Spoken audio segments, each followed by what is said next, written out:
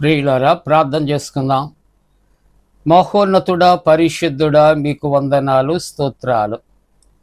ప్రాతకాల ఆరాధన ద్వారా నిన్ను గణపరుస్తున్న ప్రతి కుటుంబాన్ని ఆశీర్వదించి నైనా ప్రతి ఒక్కరితో మీరు మాట్లాడి మీరు మహిమ పొందండి. యేసు ప్రభువారి దివ్య నామమున వేడుకొనుచున్నాము తండ్రి, ఆమేన్.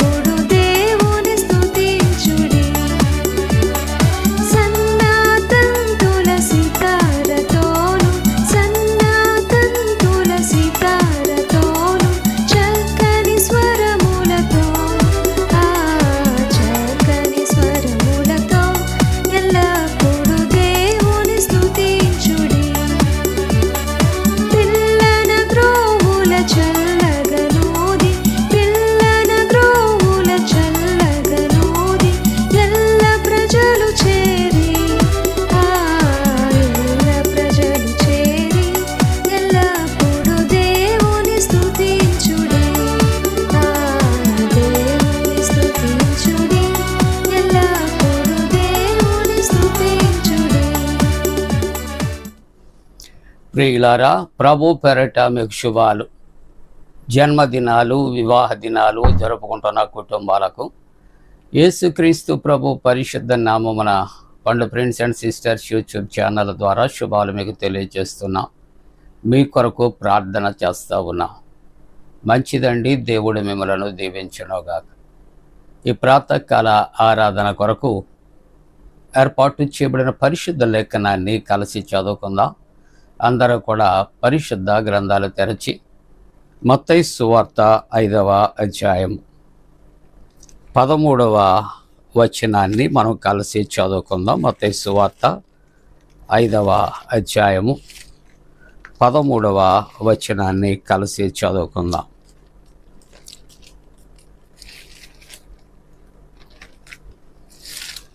పదమూడవ వచన ప్రారంభం.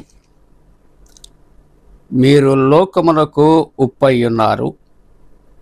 ఉప్పు నిస్సారమైతే అది దేని వలన సారము పొందును? అది బయట పారవేయబడి మనుష్యుల చేత త్రొక్కబడుటకే గాని మరి దేనికిని పనికిరాదు. ప్రియమైన దేవుని కుటుంబీకులారా, అన్ని వస్తువుల కన్నా ఉప్పు చాలా తక్కువ ఖరీదు అని మన అంచనా. కానీ ఉప్పు అది ఎంతో విలువైనది, రుచిని ఇచ్చేది పదార్థాలకు. ఉప్పు యొక్క లక్షణాలు మనం ధ్యానం చేస్తున్నాం. పరిశుద్ధ గ్రంథములో మనము దేవుని యొక్క వాక్యము లేవి గ్రంథము 2వ అధ్యాయం 13వ వచనాన్ని చూస్తూ ఉన్నప్పుడు ఉప్పుకి దేవుడు ఎంత ఘనత ఇచ్చారు, ఎంత ఆధిక్యత ఇచ్చారో ఇక్కడ మనం గమనించాలి. ఈ వాక్యాన్ని చదువుతూ ఉంటున్నప్పుడు పాత నిబంధన కాలంలో వారు అర్పించే నైవేద్యాల విషయాల్లో దేవుని యొక్క వాక్యం అంటుంది, వారు అర్పించే ప్రతి నైవేద్యానికి ఉప్పు చేర్చాలి. నీ దేవుని నిబంధన యొక్క ఉప్పు నీ నైవేద్యం మీద ఉండాలి అని దైవ గ్రంథములో సెలవిస్తున్నది.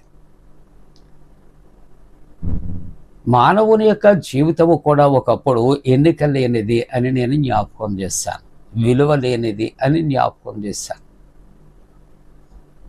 దేవుడు తన బిడ్డలకు ఎన్నిక చేయటానికి, విలువను ఇవ్వటానికి ఆయన ఎంతో శ్రమ ఆయన పడ్డారు. ఆయన తన స్వారూప్యంలోనికి తన బిడ్డలను మార్చుకున్నారు. ఈవేళ దేవుని యొక్క బిడ్డలు ఎలాగ ఉండాలంటే, లోకానికి మాదిరికరమైన వ్యక్తులుగా ఉండాలి. ఎంత విలువైనటువంటి పదార్థాలు సిద్ధపరిచినా ఆ పదార్థాలలో రుచినివ్వటానికి తగినంత ఉప్పు చేర్చకపోతే దానికి రుచి ఉండదు అని మీ అందరికీ తెలిసినటువంటి సంగతే. అలాగే మానవుని యొక్క జీవితంలో ఎంత మనము ఆస్తిపాస్తులు కోట్లకు పడగెత్తిన, లోకములో ఉన్నవి అన్నీ సంపాదించిన రక్షకుడైన యేసు ప్రభువు లేకపోతే మన జీవితాలు ఉప్పు లేనటువంటి పదార్థాల వలె నిస్సారంగా ఉంటాయనే మాటలు నేను జ్ఞాపకం చేస్తున్నా. కాబట్టి దేవునికి అర్పించే నైవేద్యానికి కూడా ఉప్పు ఏ విధంగా చేర్చాలో అలాగే దేవుడు మానవునికి ఇచ్చినటువంటి ఆధిక్యతలు కూడా మనం చూస్తూ ఉంటున్నప్పుడు చాలా గొప్ప ఆధిక్యత ఆయన ఇస్తున్నాడు. రెండవ మాట ఆలోచన చేస్తూ ఉంటున్నప్పుడు రాజుల 2వ గ్రంథము 2వ అధ్యాయాన్ని 19వ వచనం నుండి 22వ వచనం వరకు మీరు తెరచి ఉంచగలిగితే ఇక్కడ ఉప్పు యొక్క గొప్పతనం ఏమిటో ప్రభు సెలవిస్తున్నాడు. ఒకటి, దేవునికి ఇచ్చే నైవేద్యానికి ఉప్పు చేర్చాలి. రెండవ మాట ఆలోచన చేస్తే రాజుల 2వ గ్రంథము 2వ అధ్యాయము 19వ వచనం నుండి 22వ వచనం వరకు మీరు జాగ్రత్తగా గమనించగలిగితే, అంతటా ఆ పట్టణపు వారు ఆ పట్టణమునున్న చోటు రమ్యమైనదని మా ఏలినవాడివైనటువంటి నీకు కనబడుచున్నది. మానవ జీవితాలు కూడా ఎలా ఉంటాయంటే, it seems to be very attractive, చాలా అందంగా కనిపిస్తాయి, ఆనందదాయకంగా కనిపిస్తూ ఉంటాయి.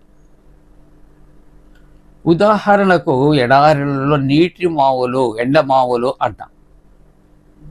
ఎడారులలోనే కాదు, ఈ ఎండ ఉన్నటువంటి దినాలలో మనము మెయిన్ రోడ్డు మీద వెళుతున్నప్పుడు ఒక్కొక్కసారి ఆ రోడ్డు మీద మనకు నీరు ఉన్నట్లు నీడ అనిపిస్తాం. అలాగే ఎడారుల్లో కూడా ఆ ఎండమావులు అంటే నీరు ఉన్నట్లు భ్రమింప చేస్తుంది, కానీ చూస్తే అక్కడ నీరు ఉండదు. అలాగే మానవ జీవితము పోల్చబడింది. మానవుడు ప్రార్థనాపరుడు, నీతిమంతుడిగా పై కనపరుచుకోవాలని ప్రయత్నం చేస్తాడు, కానీ తన యొక్క జీవితంలో అవిశ్వాసమే కనిపించినటువంటి పరిస్థితులు. ఇక్కడ అంటున్నటువంటి మాటలు ఈ యొక్క అధ్యాయంలో 2వ అధ్యాయంలో 19వ వచనంలో ఆ పట్టణాన్ని చూస్తున్నప్పుడు చాలా రమ్యమైనదిగా కనిపిస్తున్నది, కానీ వారు చెబుతున్నారు, నా ఏలినవాడా, ఇక్కడ ఉన్నటువంటి నీళ్లు మాత్రం మంచివి కావు. మొదటి మాట, పట్టణము రమ్యముగా ఉన్నది, కానీ అక్కడ ఉన్న నీళ్లు మంచివి కావు. కాబట్టి భూమి ఏమైపోతుంది? సారము లేకుండా అయిపోతుంది, నిస్సారమైపోతుంది. ఎవరితో అంటున్నారు ఈ మాటలు? ఎలీషాతో చెబుతున్నటువంటి మాటలు ప్రియులారా. అప్పుడు ఆ ఎలీషా ప్రవక్త వారితో అంటున్నాడు, మీరు క్రొత్త పాత్ర తీసుకోండి, దానిలో ఉప్పు వేసి నా యొద్దకు తీసుకురండి అని వారితో చెప్పినప్పుడట వారు దానిని తీసుకుని వచ్చారు. అతడు ఆ నీటి ఊటలు ఎద్దకు పోయి ఎలీషా నీటి ఊటలు ఎద్దకు పోయి ఆ ఉప్పు వేసినటువంటి ఆ పాత్రలో ఆయన ఏం చేశాడంటే, యెహోవా సెలవిచ్చినదేమనగా, ఆ పాత్రలో ఉప్పు వేసి ఆయన అంటున్నాడు, యెహోవా దేవుడు సెలవిస్తున్నాడు, ఈ నీటిని నేను బాగు చేసి ఉన్నాను. దేన్ని బాగు చేశాడు? అక్కడ ఉన్నటువంటి నీరు మంచి నీరు కాదు కాబట్టి నేల సారం లేకుండా పాడైపోతుంది. కానీ ప్రభువు సెలవిస్తున్నాడట, నేను ఇదిగో బాగు చేసి ఉన్నాను. దేన్ని? నీటిని బాగు చేసి ఉన్నాను. మన బ్రతుకులు కూడా నిస్సారమైన ఉప్పు వలె ఉంటున్నప్పుడు ప్రభు ఆయన మనలను సారవంతమైనటువంటి జీవితాలు మనకు ఇస్తూ ఉన్నాడు. కాబట్టి ఈ నీటిని నేను బాగు చేసి ఉన్నాను కనుక ఇక దీని వలన మరణము కలుగకపోవును, భూమియు నిస్సారముగా ఉండదు అన్నాడు. కాబట్టి నేటి వరకు ఎలీషా చెప్పిన మాట చెప్పున ఆ నీరు మంచిదై ఉండేను.